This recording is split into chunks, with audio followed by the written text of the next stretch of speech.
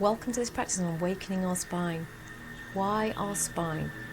Our spine connects us from top to bottom. Our spine forms around our heart in the embryo.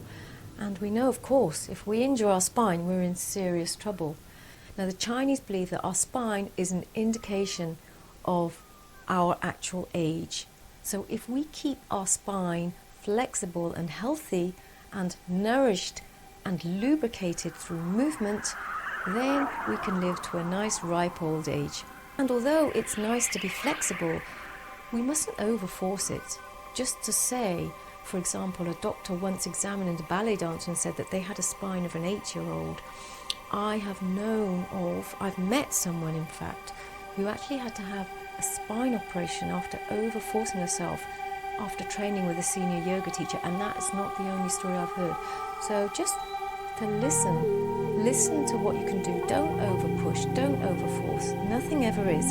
I'm not going to invite you to do any kind of exercise like that anyway, but just in case you start thinking, oh, my spine is so stiff and I've got to force it into something. No, just breathing in, giving foundation, listening, lengthening, opening, listening and becoming aware. These are the most important things when we want to be more in tune with ourselves. So with this practice, it's kind of simple, but it's nice to do it from a deeper intention and somatic awareness. So grounding through our feet, lengthening through the back of our legs, lengthening through our spine up our head, softening in the knees. So dropping your chin to chest. Now we're going to do a forward roll down, but the way we're going to do it is intentional, and I would like you to really notice the different sensations in your spine, in your body as you drop down to the floor. Our spine also has 31 pairs of nerve endings connected to it that spread out to the whole of the rest of our body. So when we move our spine, it's going to stimulate those nerve endings, and that's why when our spine is awake and alert, we feel awake and alert. And that's why the yoga teacher Iyengar said our spine is alert intelligence. Indian philosophy likens the spine to the musical instrument, the veena or the lute. So we're just going to do a forward roll, but I'm inviting you to do it in a way that's very intentional, where you really listen in. So softening in your knees, dropping chin to chest, and first of all, as you drop your chin to chest, try to keep your shoulders where they are. Only allow your head to move, and in doing so, feeling the lengthening in the back of your neck.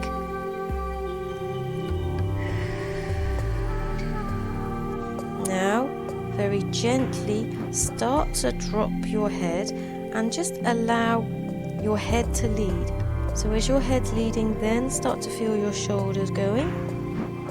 You can even start to feel your shoulder blades sliding over along your ribs. You can slide your hands down your legs to support, but just keep the shoulders soft, keep your arms soft. Imagine your arms are just hanging off your shoulders like a waterfall, and just keep lengthening as your head drops, and you also start to engage your pelvis a little bit, but just really feel how all the spaces between your vertebrae are starting to open as you go down. Letting the weight of your hands and your head naturally bring you further down. Now when you're down here, I invite you to just start to draw your hands in a figure of 8. And as you do so, notice how you have to shift the weight between one foot to the other, keeping your knees over your feet as much as possible, being mindful of your knees. Now, if this exercise is a bit difficult for you, just do what you can.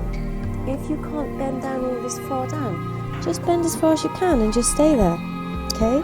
If it's easy for you, then you can start to do this. And as you draw this figure of 8, start to notice the sensations in your spine and in your back as you move your arms. And then come back up in reverse. So starting with the pelvis coming back to vertical, Still sensing into the lengthening between your vertebra until you've come all the way back up, your shoulder blades come back, and finally your head comes back. Okay, let's do that again. Now this time it should feel easier. Every time we go into a movement, the second time, the third time, your body softens, opens a bit more. Now, although there are some yogic practices in neodance, the idea is that we're warming up and opening our body so that we can move more. When we start to move more in an open and conscious way, what happens then is that even if, for example, you do one of the practices that are in Reclaim You, for example, my signature program, every time you do the practice, you will notice something new. Something new will arise, you will open your body and move in a different way. I mean, I've been doing, for example, sun salutation for about 30 years now, and I always still notice something new depending on how my body is at that time, how I'm feeling, everything that's going on for me, okay? So, as you can imagine, with something like more free and conscious movement practice, depending on how we are, that will affect our experience, our actual movement. It will affect everything.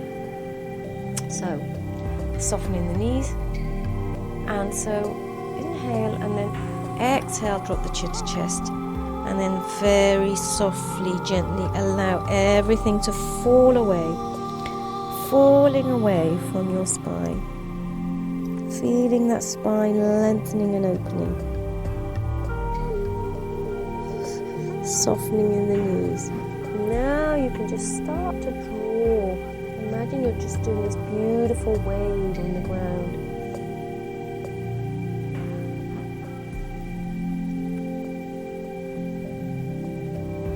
And then when you're ready, softening in the knees, shifting in your weight, and coming all the way back up.